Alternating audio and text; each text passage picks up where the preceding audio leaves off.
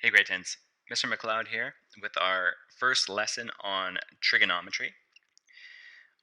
All right, there's a way I love to introduce this in the classroom with a little experiment. So I will show you just the results of this experiment from a previous class. But just imagine that every student in the class is given a piece of graph paper, and I ask them to draw a right triangle on the graph paper. And to measure this angle, let's call it angle A. Now I've done that, and let's say that this angle is 40 degrees. And the thing is that I want everybody to draw a slightly different right triangle. So my angle is 40 degrees, but maybe the person next to me who drew their triangle, they have a different angle.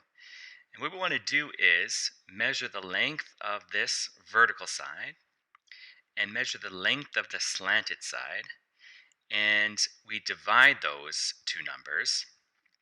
When we divide two numbers, one word for that is called a ratio, and we just get a decimal number. So we're just collecting a lot of data on right triangles, and we want to compare, is there a relationship of this angle to this ratio that we get when we divide this vertical side divided by the slanted side. So let me show you some data that I collected from a previous class. Okay, this is data that was supplied by a previous class, and what I did was we compared the angle to that ratio we get when we divide the vertical side divided by the slanted side. So this person got an angle of 23.5 degrees. They were really precise, and their ratio was 0.45. And this person got 30 degrees, and their ratio was around 0.47. And then we go down the list here. 35 degrees gave us a ratio of 0.57. And even farther down. So we got a good range of different angles. And as you can see, as the angle degree increases, this ratio number also tends to increase. So what's kind of a neat idea is that if we want to know the angle in a particular right triangle, then what we could do is divide that vertical side divided by the slanted side. So let's say we have a right triangle, and we want to know what some angle is in it. We divide the vertical side, divide the slanted side, and let's say we get somewhere around, I don't know, 0.58. Well, then we would know that that the angle would probably be around 35 or 36 degrees.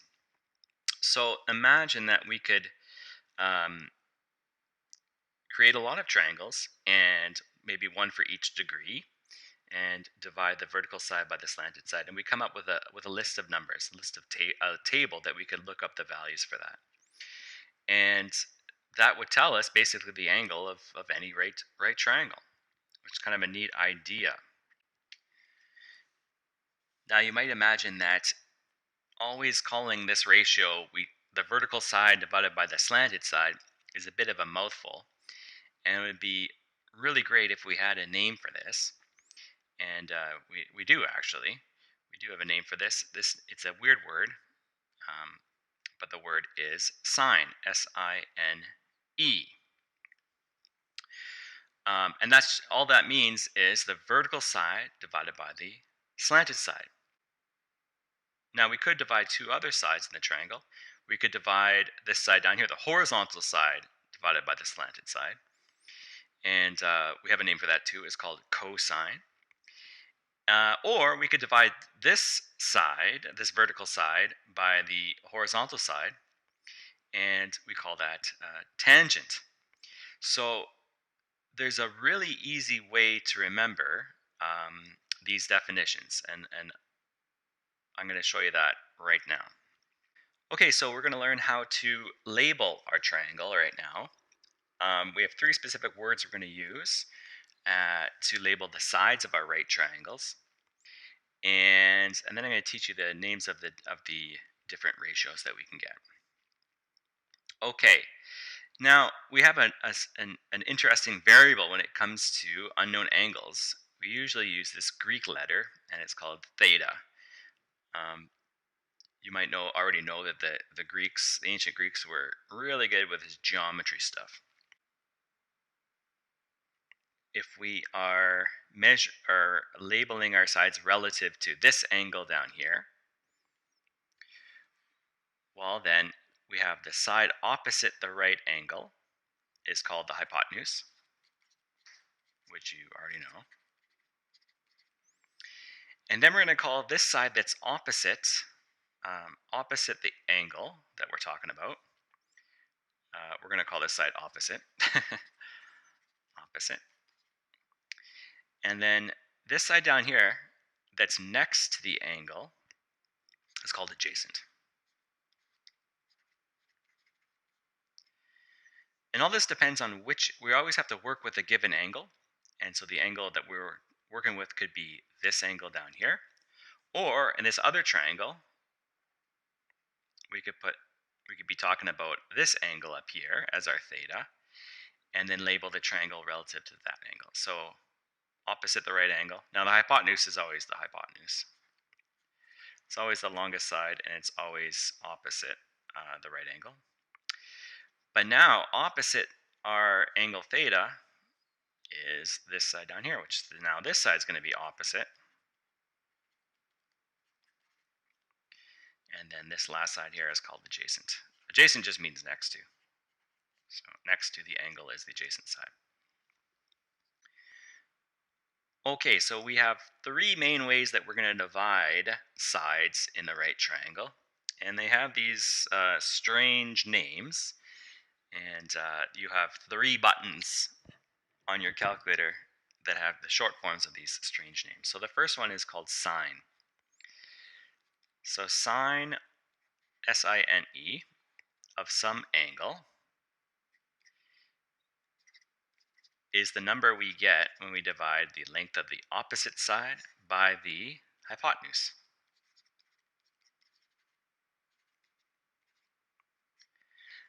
Now, SINE is the full word. The short form of sine is SIN, which doesn't make it very much shorter, but there it is. And the opposite divided by the hypotenuse. Okay, the next two sides that we could divide are the adjacent side by the hypotenuse, and we call that cosine. Cosine of some angle is the adjacent side divided by the hypotenuse. The short form for cosine is COS. Sometimes we just say cos. So adjacent by hypotenuse. And there's a third way is if we divide the opposite side by the adjacent side, and we call that tangent. Tangent of some angle theta is equal to the opposite side divided by the adjacent side. So the short form of tangent is TAN, tan of some angle theta equals opposite over adjacent. Okay, now thankfully we have an easy way to remember this. And our easy way to remember this is the term Sohcahtoa. So let me write it out and then I'll explain it. And you'll see it's very, very simple to remember these definitions. Sohcahtoa. So you just spell it out as it sounds, Sohcahtoa. And the so tells you sine is equal to opposite over hypotenuse. The ka tells you cosine is equal to adjacent over hypotenuse. And the tangent tells you that toa tells you tangent is opposite over adjacent. And that way you can always remember. Okay, this is going to be key when we are trying to find missing sides or missing angles in the triangle. So let me show you how to use this. Okay, the first thing that we want to make sure we're good at with trigonometry is labeling our triangles.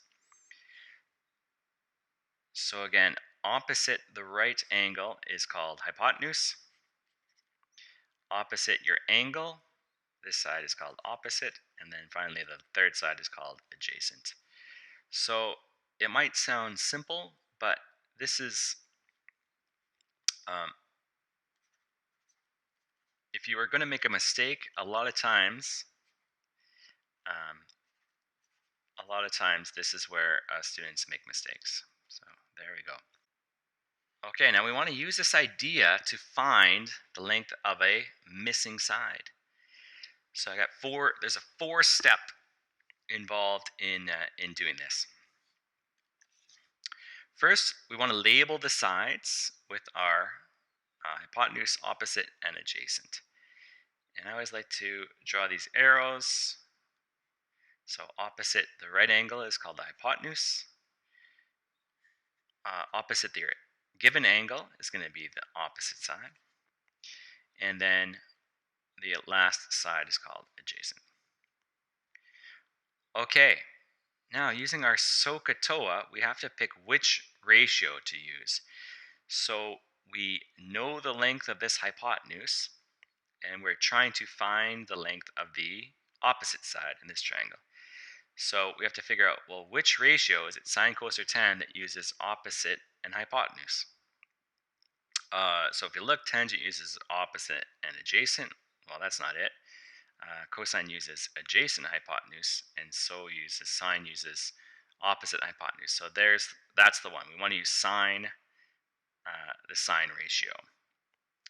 Okay, so we start by writing out the definition. Sine theta equals opposite over hypotenuse.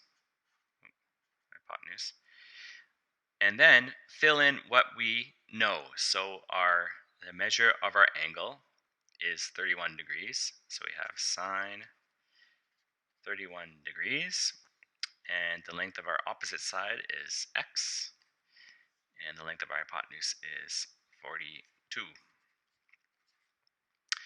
Okay, next is we solve by cross multiplying. This sine ratio, sine 31 degrees, is just some number. And so we know that any number is the same as that number over 1. So I like to put this side over 1. And then we cross multiply. So what we have is 1 times x is x. And we have 42 times sine 31 is 42 times sine 31 degrees. All right, and you just grab your calculator, punch in 42 times sine 31 degrees, and that will give you the length of x.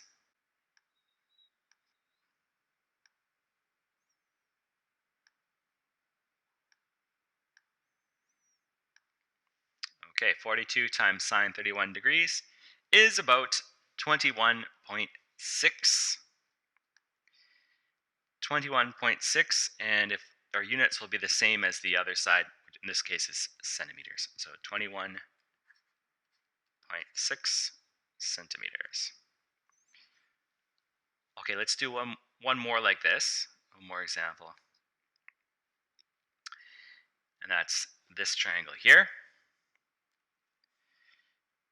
Again, we want to label. First step is to label the triangle.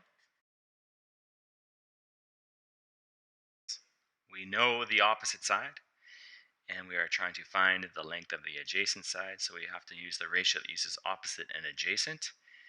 And in this case, it's tan. Tangent equals opposite over adjacent.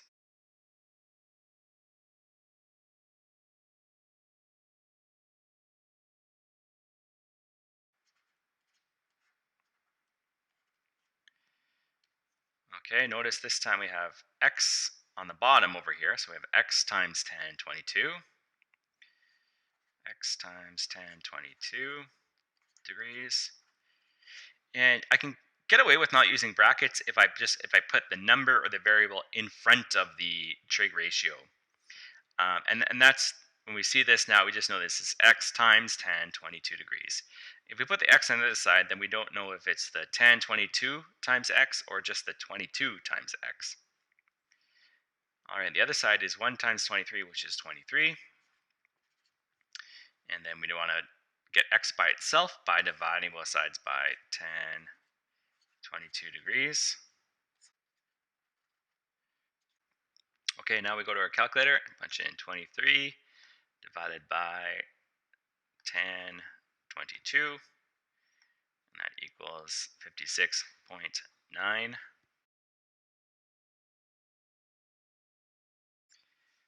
Okay, so that's finding a missing side in a triangle. Next, we're going to do is finding a missing angle. It's very much a similar process with a little change near the end. Um, okay, so finding the missing angle, unknown angle, we still want to label the triangle. So we still label the triangle with hypotenuse and the opposite side and the adjacent side. Okay, so we know the measures of the adjacent side and the hypotenuse side. So those are the two sides we want to work with. Which ratio uses these two sides? That's the middle one here. Cosine. Cosine is adjacent over hypotenuse. So start with writing the definition. Cosine theta equals adjacent over hypotenuse.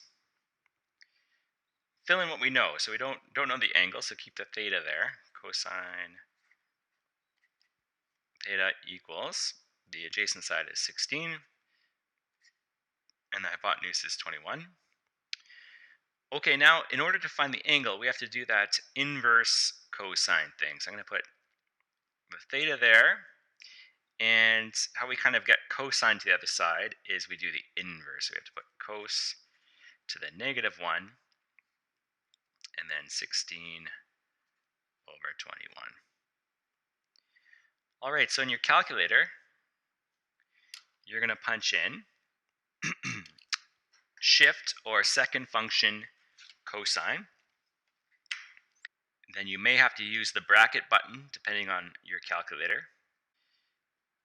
16, so put 16 in brackets divided by 21. Close up the brackets and then hit equals. And you should get an angle of around 40.4 degrees. So 40, usually 40. You can usually round the angle to the nearest degree. Now, like I said, in some calculators, and the older style ones, especially if you don't see the words printed out on your display when you're typing them in, you may have to go 16 divided by 21 equals, and then hit second function cos. So it all depends on how your calculator works.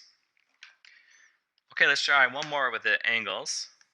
Okay, again, we have to label our triangles. So we have hypotenuse, opposite, and adjacent. We have to figure out which ratio we're going to use. So what is the ratio that uses adjacent and opposite? And what you want to do is write this out for yourself every time you're doing trigonometry. Sohcahtoa. And as long as you can write this, you'll always know the definitions of each of these three ratios. So the one that uses opposite and adjacent is tangent.